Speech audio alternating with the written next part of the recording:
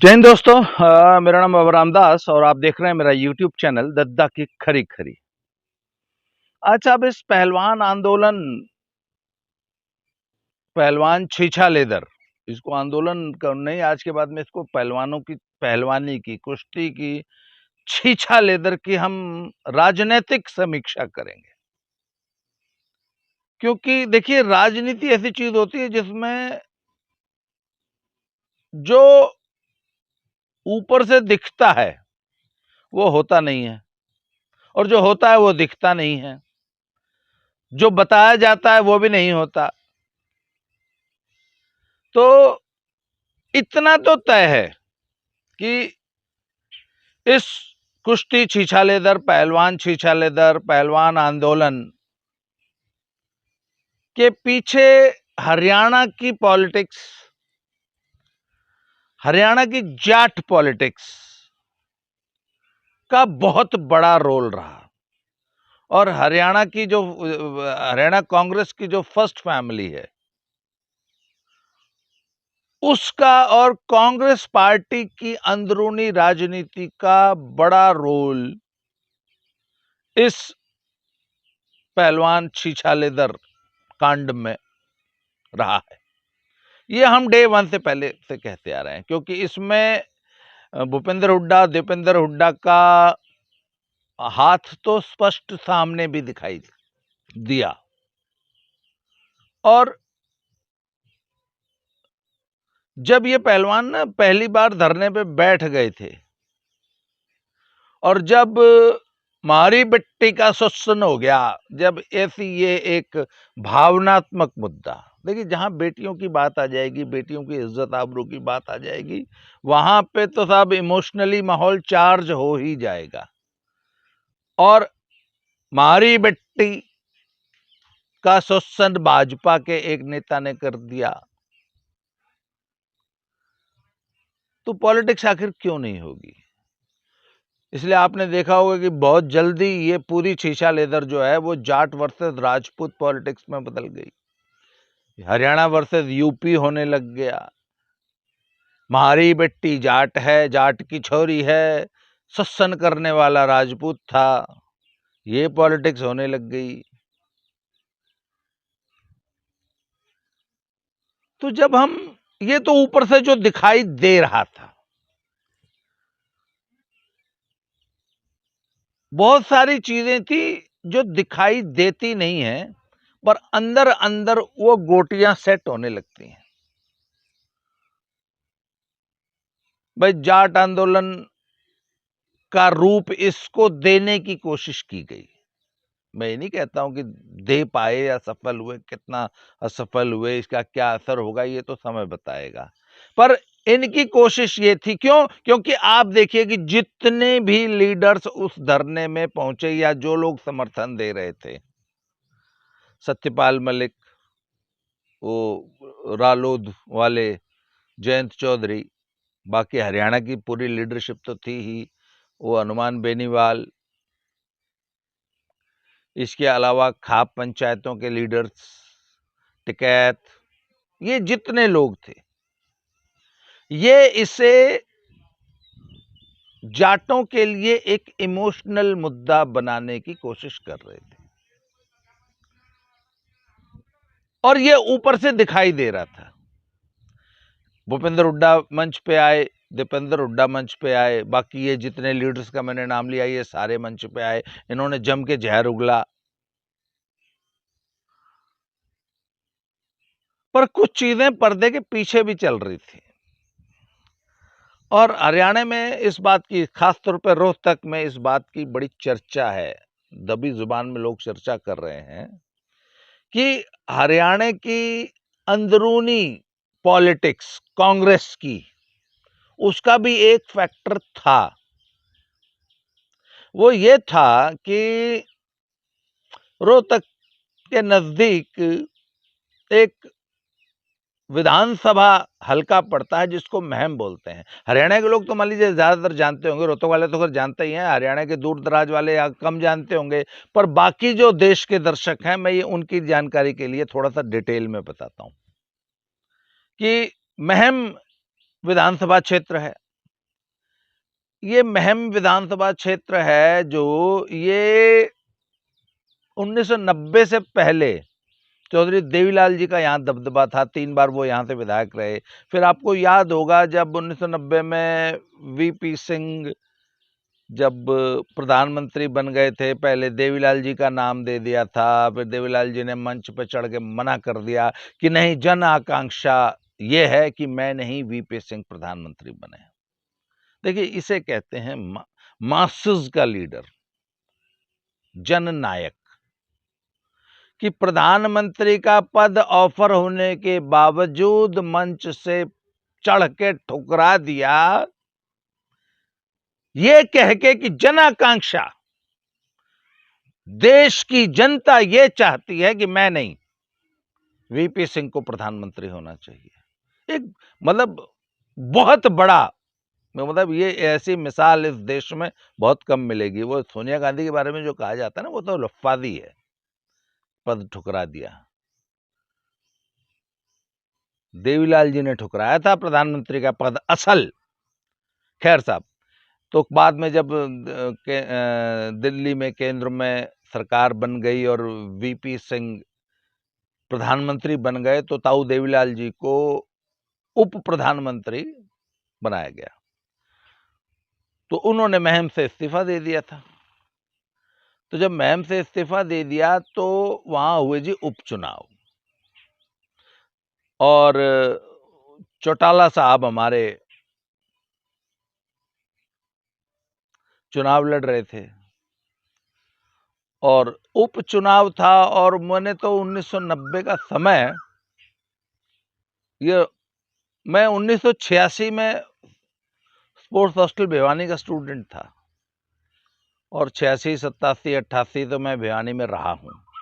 उसके बाद 88 में बेशक एनआईएस करने चला गया था, पटियाला चला गया था, पर हरियाणा से बहुत गहरा जुड़ाव मेरा उस क्षेत्र से रहा है, रोहतक, भिवानी, सोनीपत से।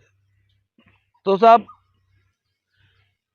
पल पल की खबरें मिला करती थी, और चूंकि उस इलाके में रहे थे, गांव गांव में घूमे थे। ऐसा कोई गांव नहीं है जिस उस इलाके का जहां हम फिजिकली न गए हों। कुश्तियां लड़ते थे, घूम घूम के दंगल लड़ते थे। इलाके में तकरीबन हर गांव के लड़के हमारे अखाड़े में रहते थे। कैप्टन चांदरूप के अखाड़े में ऐसा कोई गांव नहीं था जिसके लड़के ना हो। उनके घरों में आना जाना, मतलब बहुत जबरदस्त सामाजिक जुड़ाव था। तो एक एक इलाके की खबर मिला करती थी। तो तब उपचुनाव में बहुत जबरदस्त चुनावी हिंसा हुई थी। मुझे याद है लगभग शायद 8-10 लोग तो मर गए थे। तो तब उस चुनाव में आनंद सिंह दांगी थे कांग्रेस के कैंडिडेट, और हिंसा हुई। फिर दोबारा चुनाव हुए, और वो कांड इतना बदनामी दे गया चौटाला परिवार को कि एक तरह से फिर कभी भी महम में आज तक चौटाला परिवार वहां वापस अपनी पकड़ नहीं बना पाया है। और महम कांड से जो बदनामी हुई थी चौटाला साहब की, उसकी वजह से फिर कांग्रेस का वहां दबदबा हो गया। और आनंद सिंह दांगी नामक एक स्थानीय नेता वहां से 3 बार शायद विधायक रहे, और बड़े कद्दावर नेता हैं। तो यह होते होते बीच में 1-2 बार अन्य लोग भी आए। एक बार कोई चौधरी बलबीर सिंह थे, वो भी 2 बार शायद वो भी विधायक रहे। करते कराते साहब 2019 आ गया। 2014 में भारतीय जनता पार्टी का उदय हो गया, और पहली बार 2014 में इधर मोदी जी आए। अगले साल खट्टर, उसी साल जब हरियाणा में चुनाव हुए तो पूर्ण बहुमत लेके खट्टर साहब की सरकार बन गई। 2014 के बाद 2019 में फिर से जब चुनाव होने लगे, तो आनंद सिंह डांगी ने अभी लिस्ट डिक्लेयर नहीं हुई थी, उससे पहले ही पर्चा भर दिया था। मतलब अभी टिकट आवंटित नहीं हुआ था तो पर्चा भर दिया था और घोषणा कर दी थी कि आनंद सिंह डांगी को टिकट मांगने की जरूरत कौन है, हमारा टिकट तो पक्का है, बल्कि 2-4 टिकट और दिवाने हो तो बता दियो।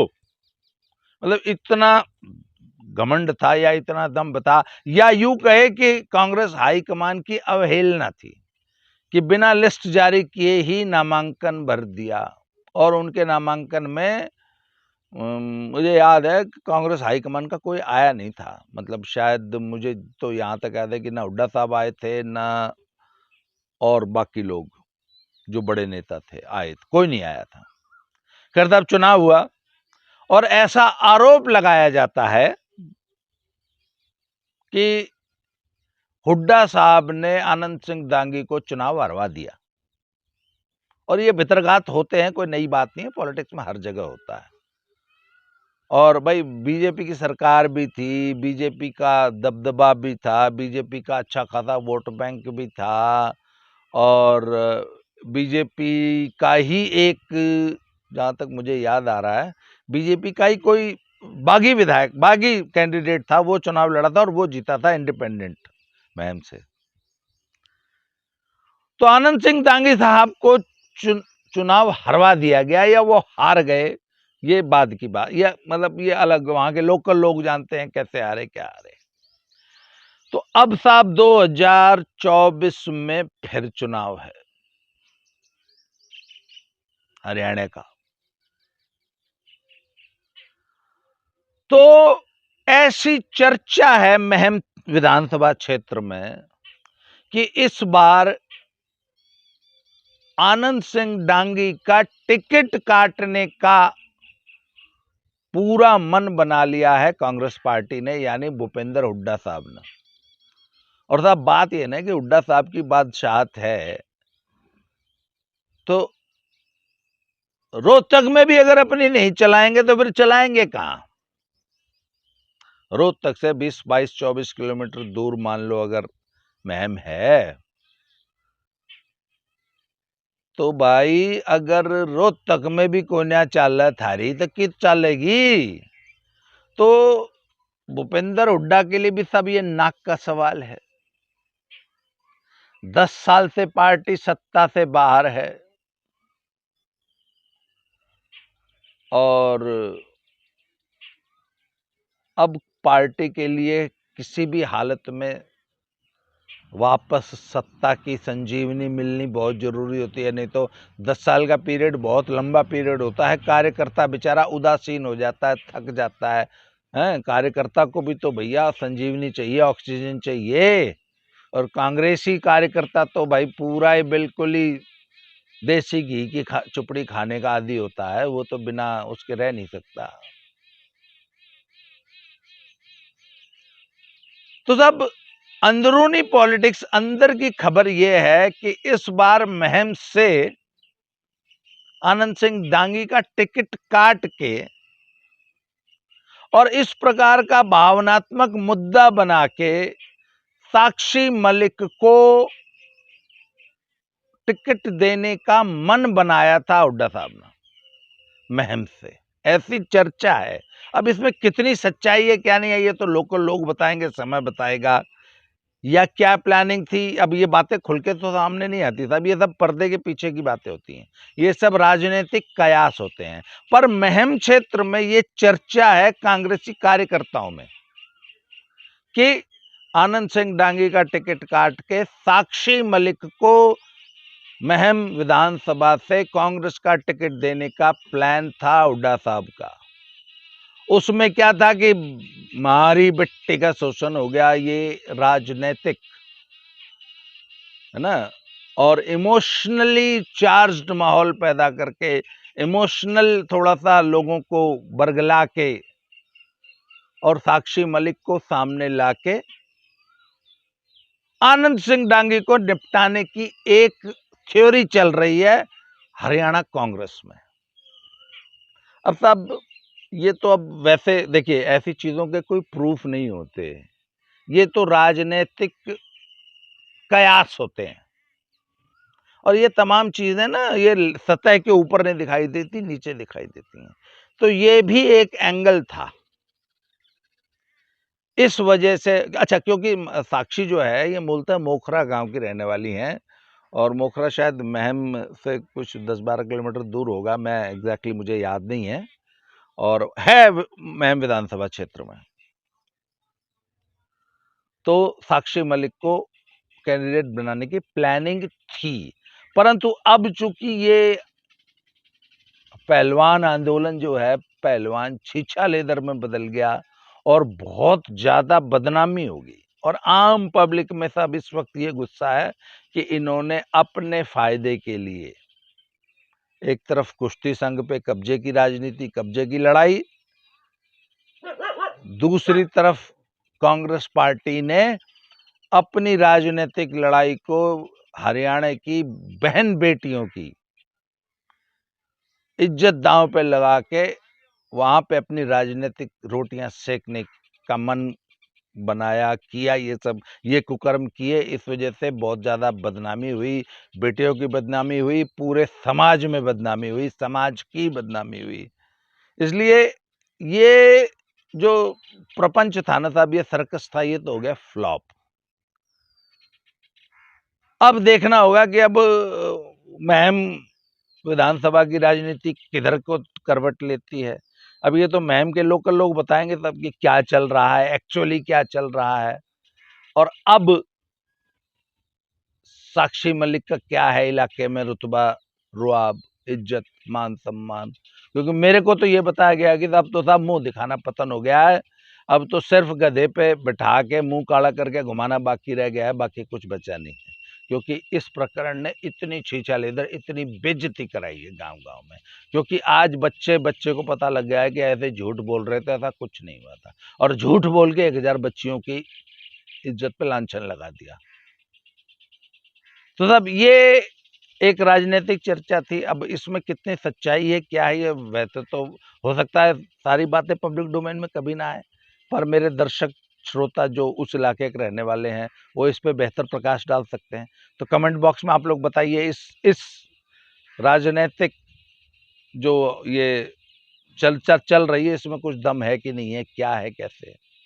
तो अब ऐसे ही हम चर्चाएं करते रहेंगे। आज के इस वीडियो में इतना ही, अगली वीडियो में फिर से मिलते हैं जी। Thank you very much.